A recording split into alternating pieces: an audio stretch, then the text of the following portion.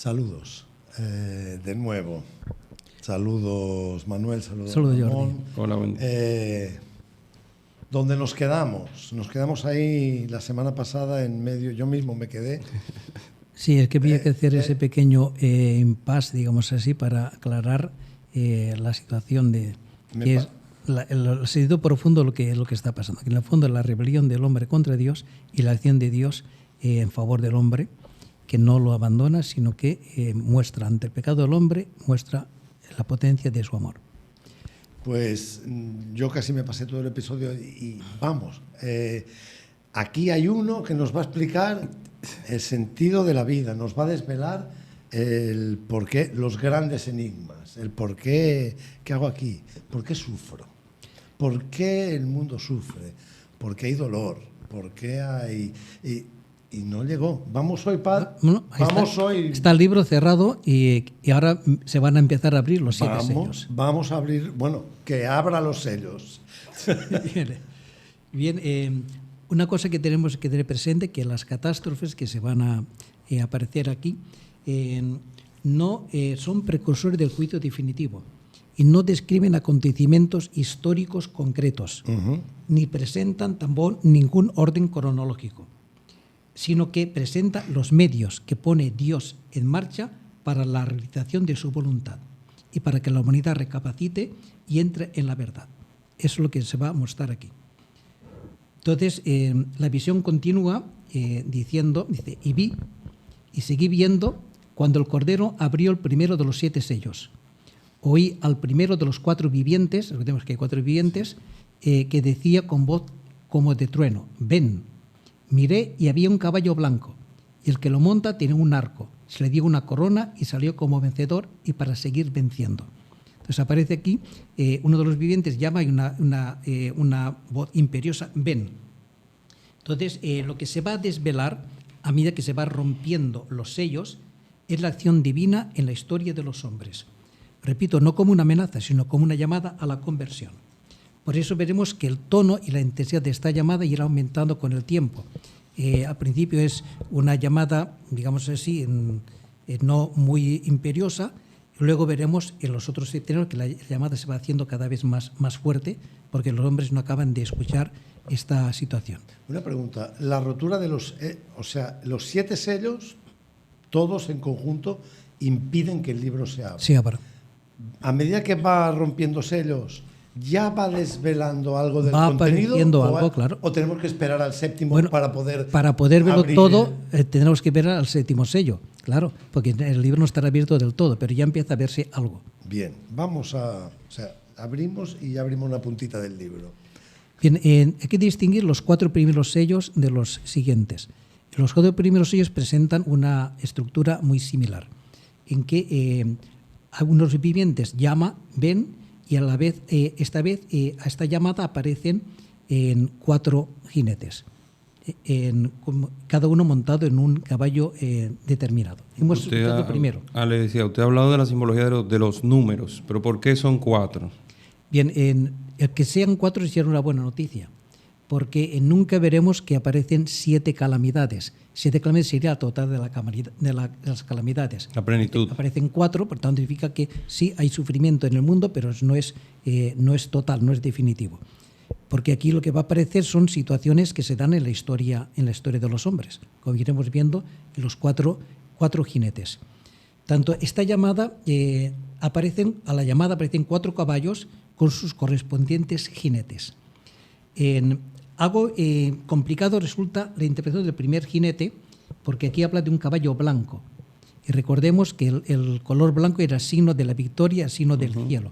Entonces aquí algunos preguntan, este caballo parece un poco desentonar con los 3 siguientes, que claramente indican catástrofes. ¿Es también una catástrofe o es algo distinto? Bueno, implica las 2 cosas. Porque este caballo el jinete lleva arco y flechas. El arco y las flechas en el Antiguo Testamento destinan a los juicios de Dios y a su castigo. Por tanto, este caballero, como los otros, están ejecutando el juicio escatológico sobre la historia. Pero este juicio está vinculado a la victoria de Cristo. Por tanto, lo primero que aparece es, y es lo que tenemos que tener presente, que Cristo ya ha vencido. Y por tanto, la victoria ya está definitivamente conseguida. Pero esta victoria se da en medio de un mundo que sigue rebelándose contra Dios. Por eso en este primer caballo aparece ya, es por tanto un signo de esperanza que, cuidado, la victoria está conseguida a pesar de lo que va a venir a continuación. Bien, este es el primer caballo. Que es blanco. Es blanco. Tanto Importante la simbología de los colores. Exactamente. Esto es fiel a todo lo que presenta el libro. El libro, en primer lugar, presenta la victoria prometida y realizada en la Pascua victoriosa de Cristo. Eso no lo tenemos que olvidar, a pesar de todos los problemas que vayan a venir a continuación. Bien, entonces, el segundo caballo, dice, cuando abrió el segundo sello, oí al segundo viviente que decía, ven. Entonces salió otro caballo rojo. Al que lo montaba se le concedieron quitar de la tierra la paz para que se degollaran unos a otros. Se le dio una espada grande. Aquí aparece otro elemento de la historia humana, que son las guerras, las violencias entre los hombres. Ahora bien, tengamos presente que la guerra que se habla aquí no es todavía la de las grandes destrucciones y aniquilaciones que provoca la conducta humana, en la oposición a Cristo y el rechazo de su misión, lo que provoca estas violencias. Es, por tanto, una guerra, digamos, ilimitada, es una espada. ¿Sí? Por muy grande que sea la espada, no es todavía la destrucción nuclear, digamos así. Luego aparece un tercer caballo. Cuando abrió el tercer sello, oí al tercer viviente que decía, ven. Mira, entonces había un caballo negro. A que lo monta tenía en la mano una balanza. Y oí con una voz en medio de los 4 vivientes que decía, 1 litro de trigo por denario, 3 litros de cebada por 1 denario, pero no causes daño al aceite y al vino. Que parece un nuevo elemento de la historia humana, que son el hambre y la carestía.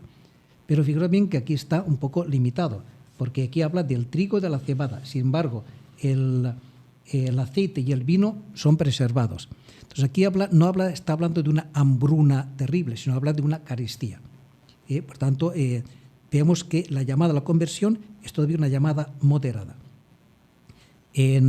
Luego aparece un cuarto caballo. Al abrir el cuarto sello, de nuevo la misma voz que llama ven, y había un caballo verdoso.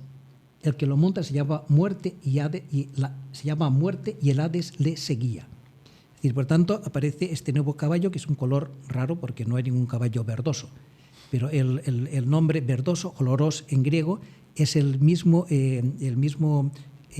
digamos, adjetivo que designa la peste. Entonces aquí aparece otra realidad, que son las enfermedades, son las pestes. Es decir, lo que aparece aquí son las realidades que se dan en la historia humana, hambres, guerras, enfermedades, pandemias, etc.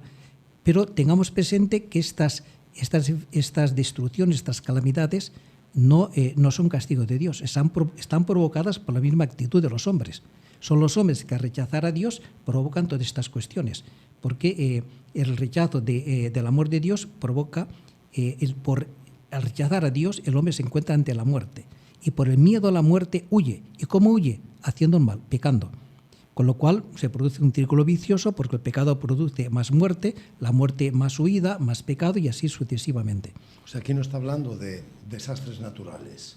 No está hablando de desastres, bueno, también habrá desastres naturales, pero estos desastres naturales, por ejemplo, terremotos o inundaciones, etcétera, están provocadas por la misma estructura de la creación, que al ser una realidad creatural no es perfecta, perfecto solamente es Dios. Entonces estas situaciones se dan también la misma estructura de la Tierra. Que tiene su propia contingencia. Exactamente. Por ejemplo, por decir un caso, la Tierra está formada por placas que se están moviendo, y estas placas pueden producir terremotos, de hecho producen terremotos. Pero la existencia de las placas terrestres es una condición imprescindible para que se dé la vida. Por tanto, tiene toda esa ambigüedad. Debido porque la criatura no tiene la perfección total la tiene Dios, y la tendrá la criatura cuando esté en la comunión con Dios. En esta tierra esta perfección no se dará, y estas situaciones se pueden dar en todos los momentos. Pero sobre el tema del sufrimiento vamos a hacer un podcast específico para hablar de todo esto. Porque está en la base de todo. Sí, la base de todo esto, sí. Importante, lo que dice a continuación, dice que a estos caballos se les dio poder sobre la 4ª parte de la tierra, para matar con la espada, con el hambre, con la peste y con las fieras de la tierra. Dice, una cuarta parte. Por tanto, es un desastre que es, digamos, limitado. Luego veremos en los demás septenarios, cuando hable de las trompetas, y esto se va al tercio. Y al final ya será total. Ya. Y por tanto, porque es una llamada a la conversión. Y la llamada a conversión, ya lo dijimos el otro día, es como que, oye, cuidado que estás en peligro. Si no hace caso, tienes que gritarlo más fuerte. Y si no hace caso, pues gritarle más fuerte. Pues entonces, es una primera llamada a conversión. Entonces, el Cordero ha abierto 4 sellos. 4. Y lo que desvela ya, lo que se va desvelando con estos 4 sellos es 4 realidades. Que se dan en la historia humana. Que se dan en la... Exacto. Curioso, el cuarto caballo dice la muerte y el Hades. Muerte y Hades vienen siempre en el Apocalipsis, van siempre unidas. Uh-huh. Luego veremos cómo ambos al final del libro son arrojados, son destruidos. Okay. Bien, y de todas estas plagas, como he dicho, forman parte de la historia humana. Perdón, una pregunta. ¿Este Hades se identifica con el Seol? El Sheol, sí. No con el infierno cristiano. Bueno, Con ese el lugar de los muertos donde están... porque el Hades tendrá que devolver... El Hades es la traducción griega del Sheol hebreo. Sí. Entonces el Hades es el lugar donde están los muertos a la espera. A la espera. Y por tanto, estos 4 primeros sellos lo que presentan es la historia humana. Todo está. Al romper el 5.º sello hay un cambio de perspectiva. Dice, cuando abrió el 5.º sello, dice, vi debajo del altar las almas de los degollados a causa de la palabra de Dios y del testimonio que mantuvieron. Mártires. Y se pusieron a gritar con fuerte voz, ¿hasta cuándo, dueño santo y veraz, vas a estar sin hacer justicia y sin tomar venganza por nuestra sangre de los habitantes de la tierra? Entonces se les dio a cada uno un vestido blanco, se les dijo que esperasen todavía un poco, hasta que se completara el número de sus consiervos y hermanos que iban a ser muertos como ellos. Aquí debe haber un cambio de decorado. Ahora nos parece como si nos trasladáramos al templo de Jerusalén, donde aparece el altar. De alguna manera, que también, pero tengamos presente que aquí el vidente está viendo el cielo, ¿sí? Porque la liturgia terrestre es reflejo de la liturgia celeste. Entonces aquí aparecen todos aquellos que han sido degollados por la palabra de Dios. Es decir, aquí está hablando claramente de los mártires. De hecho, el verbo degollar es el mismo que se aplica a Cristo cuando ha sido degollado, el cordero degollado. Y eso indica un sacrificio pascual. Tanto está indicando que se trata de los mártires, cuya muerte es considerada como el sacrificio del holocausto, como ofrenda total a Dios. Por eso aquí habla de están debajo del altar, el altar de los sacrificios de los holocaustos del templo. ¿Y qué es lo que hacen estos mártires? Dice que se ponen a gritar y a declarar con fuerte voz. El grito con fuerte voz indica que el momento es solemne, es importantísimo. ¿Y qué es lo que está diciendo? Que se haga justicia. Ahora bien, ¿qué significa hacer justicia? Porque los habitantes de la tierra, que se refiere a aquellos que están en contra del Cordero, golpeados por las terribles plagas que hemos visto antes, por el sufrimiento, la situación del hambre, de la guerra. ¿Por qué? Cuando dice, ¿por qué esta guerra? ¿Por qué esta catástrofe? ¿Por qué este terremoto? ¿Por qué esta situación? Ante el sufrimiento que no entienden, y recordemos que este sufrimiento está provocado por ellos mismos, por sus propias acciones, se rebelan contra el sufrimiento que no entienden y contra Dios que lo permite. ¿Dónde está Dios en esta situación? ¿Por qué Dios no pone coto a esta situación? ¿Por qué no destruye a los malvados? ¿Por qué no, digamos, hace justicia de una vez por todas? Por tanto, los mártires, en cambio, han dado testimonio de la palabra de Dios, proclamando el sentido purificador de tales padecimientos y la victoria del Cordero sobre el mal y la muerte. Pero no han sido escuchados por los habitantes de la tierra. Por eso los han escarnecido, los han insultado, les han dicho despreciado, que sois unos no sé qué, han sido perseguidos y entregados a la muerte. Los mártires, de hecho, han padecido la misma suerte de Cristo. O sea, aparentemente los mártires han fracasado en su intento de dar sentido a la historia. Y sus verdugos, digamos, de alguna manera, se han alegrado al verse libres de personas tan molestas, que les, como dice los impíos, que eliminemos al justo porque con su conducta nos está revelando lo mal de nuestra... Bien, tanto aquí, en este texto, se está dilucidando uno de los grandes enigmas de la historia humana, que es el juicio de Dios sobre las injusticias de los hombres. Porque en este mundo hay tantas injusticias y aparentemente los injustos son los que prevalecen y los inocentes son los que sufren. Entonces, por ejemplo, ¿cómo hará justicia Dios a Urías, que fue mandado asesinar por David? ¿Cómo hará justicia Dios a Nabot, que el rey Ahab lo mandó para conquistar, para conseguir su viña, lo mandó a asesinar? ¿Cómo hará justicia de los millones de niños inocentes que no han visto la luz, asesinados en las entrañas de sus propias madres? Es el tema del sufrimiento de los inocentes. El sufrimiento de los inocentes. ¿Cómo Dios hace justicia de todo esto? Porque los sufrimientos están sufriendo y aparentemente sus verdugos son los que salen de vencedores. Bien, esto es lo que está reclamando la sangre de los mártires inmolados por el odio de los habitantes de la tierra. Tanto ellos no pretenden una venganza personal, sino que se remiten al final de la historia, en la que Dios hará justicia de sus enemigos y desvelará el sentido del sufrimiento y de la muerte de los inocentes. Lo veremos al final del Apocalipsis, cuando Dios enjugará toda lágrima de nuestros ojos. Y allí no habrá mal, no habrá ya maldad, no habrá injusticia. Dios hace justicia, pero tengamos presente que la vida del hombre hay que contemplarla en su totalidad, no solamente en los pocos años que camina en esta tierra, sino en su realidad a que está llamada a vivir definitivamente con Dios. Por tanto, Dios puede destruir, evidentemente, a los que se oponen a su gracia y causan el mal, puede destruirlo, pero Dios no hace eso. ¿Por qué Dios no destruye al malvado? Porque, ya lo hemos dicho muchas veces, en primer lugar, porque da tiempo para el arrepentimiento. Dios ama a todos, también a los malvados, dándoles tiempo para su arrepentimiento, pero de alguna manera revela su cólera, digamos así, entre comillas, por la multiplicación de los pecados. El hecho de que aparezcan estos males provocados por el pecado del hombre está diciendo que el mundo está dominado por el pecado. Y cuidado, hay que destruir el mal, hay que destruir este mal del pecado. Ahora, ¿cómo lo destruye? Destruyendo al malvado. Es la solución esta que proponen todos los revolucionarios que ha habido en la historia, que de revolución no tiene nada. Es decir, por tanto, ante la injusticia, matemos al injusto y así ya nos habremos librado de las injusticias. Pero con esto estás provocando una nueva injusticia. Y por tanto, lo que tú que pretendías hacer, tú mismo te colocas en su lugar. La Revolución Francesa destruyó muy bien al antiguo régimen, al absolutismo de los reyes, pero impuso el terror. La Revolución Rusa destruyó la presión del zar, pero lo que vino después fue mucho peor. Es decir, el mal no se vence con el mal. La única forma de vencer el mal es dando la vida por el malvado. ¿Qué es lo que hacen aquí estos? Romper la cadena. Romper la cadena. ¿Qué es lo que hacen estos mártires? Están clamando. ¿Cuándo va a hacer justicia? ¿Y qué es lo que dice el Señor? ¿Cuál es la respuesta que les da? Dice, y seguí viendo, se les dio a cada uno un vestido blanco.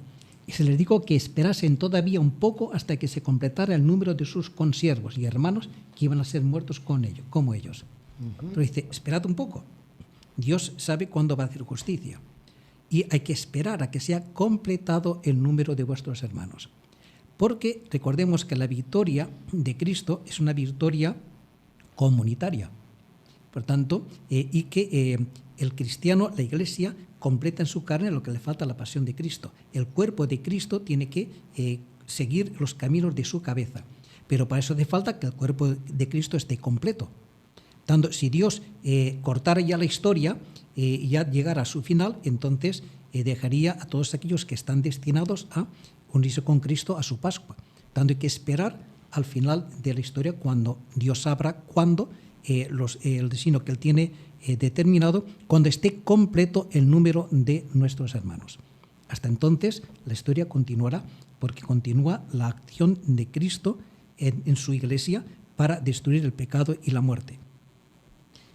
Porque, ¿qué es lo que nos dice también la Escritura? Que tiene que ser, todo tiene que ser sometido bajo el poder de Cristo. Dice, el triunfo de los elegidos es un acontecimiento comunitario. pues se trata de la victoria del cuerpo de Cristo, de la cabeza y de sus miembros. Y hasta que no esté completo, no llegará el momento. Entonces, dice, cuando se le hayan sometido todas las cosas, dice la carta a los Corintios, la primera carta a los Corintios, Cristo las someterá todas al Padre. Y este sometimiento de todo al Padre, cuando todo esté ya en orden, solamente será posible cuando los que son de Cristo se hayan sometido plenamente al Hijo y a Cristo total pertenezca al Padre. Como dice Orígenes, dice así: mientras yo no estoy sometido al Padre, tampoco se dice que Él, Cristo, esté sometido al Padre. No porque Él necesite sometimiento al Padre, sino por mí, en que todavía no ha consumado su obra. Por mí se dice que Él no está sometido, pues así leemos que somos cuerpo de Cristo y miembros parciales. Tanto la victoria de Cristo se tiene que dar en mí. Mientras no se dé en mí, el cuerpo de Cristo no está completo. Yeah. La victoria de Cristo no está completa. Entonces habrá que esperar a que se dé, por eso dirá, hasta que sea completado el número de vuestros hermanos. Entonces la justicia de Dios, la que claman los mártires, será que estará en el paraíso David con Urías y cada uno... Así es como hace justicia Dios. Esteban con todo su verdugo. Claro, resulta que ahora David y Urías son uno. En la realidad de la vida total, son uno. Por tanto, allí no hay, ahí la víctima y el verdugo y la víctima, evidentemente que el verdugo también ha reconocido su pecado y hay una conversión, esa es uno con su víctima. Ahí es donde Dios hace justicia. ¿Cómo hace justicia Dios? Esa es la realidad, no destruyendo al malvado, sino haciendo que el malvado se convierta y por tanto pueda ser uno con su víctima. Porque este es el amor. Bien, entonces dice que esperan que está completado. ¿Cuánto tiempo hay que esperar? O sea, el tiempo no será largo, dice que esperen todavía un poco, dice, un poco, todavía un poco. Porque, repito, que este es otro elemento importante que configura la historia humana. Hasta que se decrete el final de los tiempos de los hombres, hace falta un elemento fundamental que es la oración de los santos y el anuncio del Evangelio.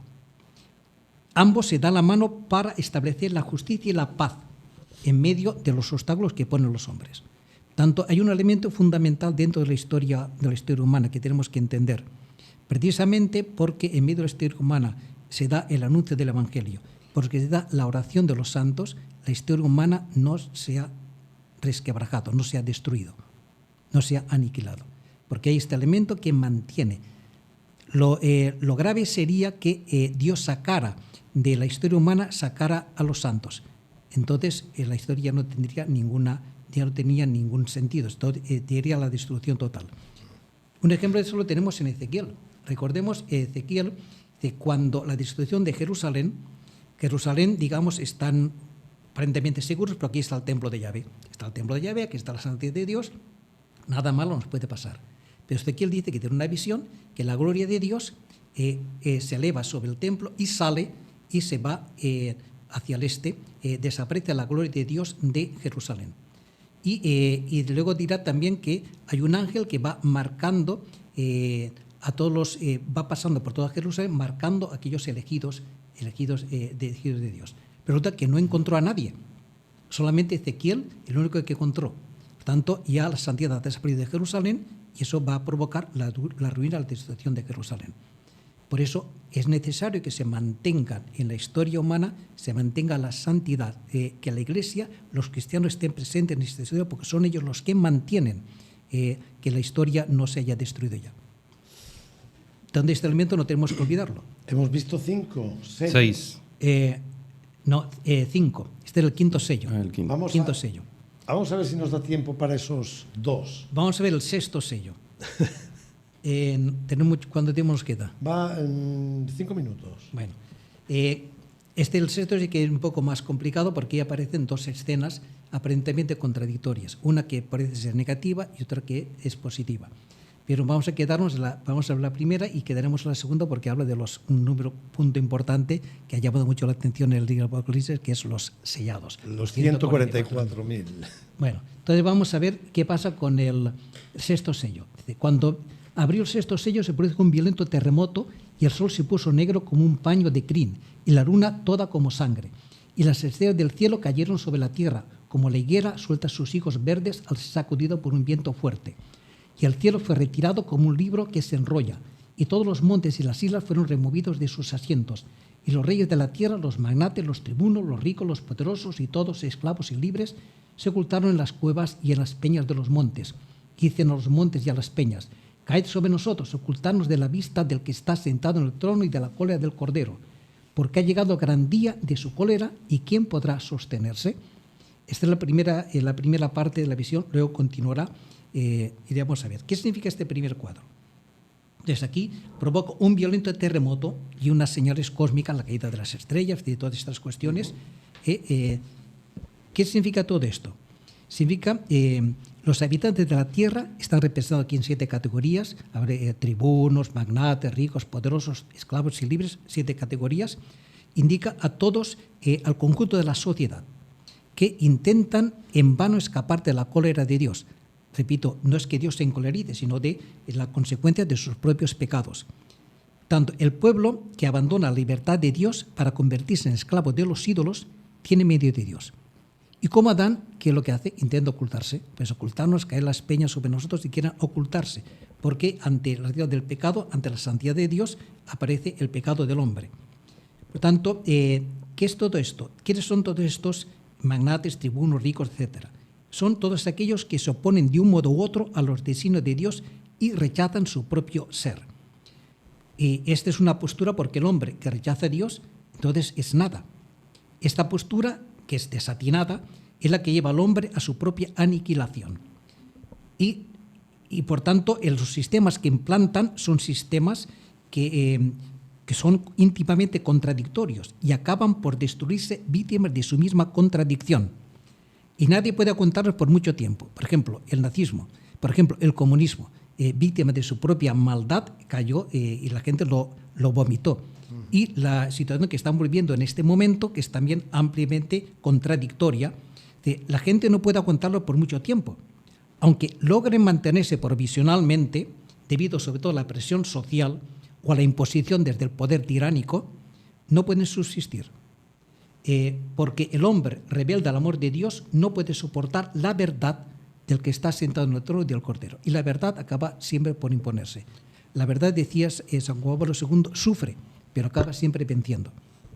Tanto está la situación que aparece aquí en esta primera parte, digamos, de la apertura del 6º sello, que tiene una relación con el 5º sello, porque a la oración de los mártires aparece toda esta realidad. Entonces, ¿quién podrá subsistir entonces a la cólera? ¿Quién puede escapar de la misma? Bien, a esta pregunta responde la segunda parte de la visión. Vamos a leerla y la dejaremos aquí. La proponemos. O sea, después de esto vi a 4 ángeles de pie en los 4 extremos de la tierra, que sujetaban los 4 vientos de la tierra para que no soplara el viento ni sobre la tierra, ni sobre el mar, ni sobre ningún árbol. Luego vi a otro ángel que subía del oriente y tenía el sello de Dios vivo, y gritó con fuerte voz a los 4 ángeles a quienes habían encomendado causar daño a la tierra y al mar. No causes daño ni a la tierra, ni al mar, ni a los árboles, hasta que marquemos con el sello la frente de los siervos de nuestro Dios. Yo oí el número de los marcados con el sello, 144.000 sellados, de todas las tribus de los hijos de Israel. El antiguo dejó a 12.000 sellados, de 12.000, etcétera, etcétera, etcétera. Después miré y había una muchedumbre inmensa que nadie podría contar, de toda nación, raza, pueblos y lenguas, de pie delante del trono del Cordero, de pie, tanto resucitados, vestidos con vestiduras blancas y con palmas en sus manos, y gritan con fuerte voz: la salvación es de nuestro Dios que está sentado en el trono y del Cordero. Y todos los ángeles que estaban en pie alrededor del trono de los ancianos y de los 4 vivientes se postraron delante del trono, rostro en tierra, y adoraron a Dios diciendo: amén, alabanza, gloria, sabiduría, acción de gracias, honor, poder y fuerza a nuestro Dios por los siglos de los siglos. Amén. Y uno de los ancianos tomó la palabra y me dijo: esos que están vestidos con vestiduras blancas, ¿quiénes son y de dónde vienen? Yo le respondí: Señor, tú lo sabrás. Me respondió: esos son los que vienen de la gran tribulación. Han lavado sus vestiduras y las han blanqueado con la sangre del Cordero. Curioso. Blanquear con sangre. No la han enrojecido. Por eso están delante del trono de Dios, dándole culto día y noche en su santuario. Y el que está sentado en el trono extenderá su mano sobre ellos. Ya no tendrán hambre ni sed, Ya no les molestará el sol ni bochorno alguno, porque el Cordero, que está en medio del trono, las apacentará y las guiará a los manantiales de las aguas de la vida, y Dios enjugará toda lágrima de sus ojos. Este es el sexto sello. Este es el sexto sello, la segunda parte del sexto sello, y hablamos de 144.000 de toda raza, lengua. Y después una multitud está, inmensa de toda raza, exacto. lengua. Ahí retomaremos la próxima semana. Este es un pasaje interesante sobre el que se ha escrito y se ha especulado. Algunos grupos han especulado mucho sobre él, con gran desinformación, por cierto. Con gran desinformación, porque no entienden el Evangelio, no entienden la Escritura. Muy bien. Nos vemos la próxima semana. No dejen de suscribirse, de compartir y de darle a la campanita. Hasta la próxima semana. Bye.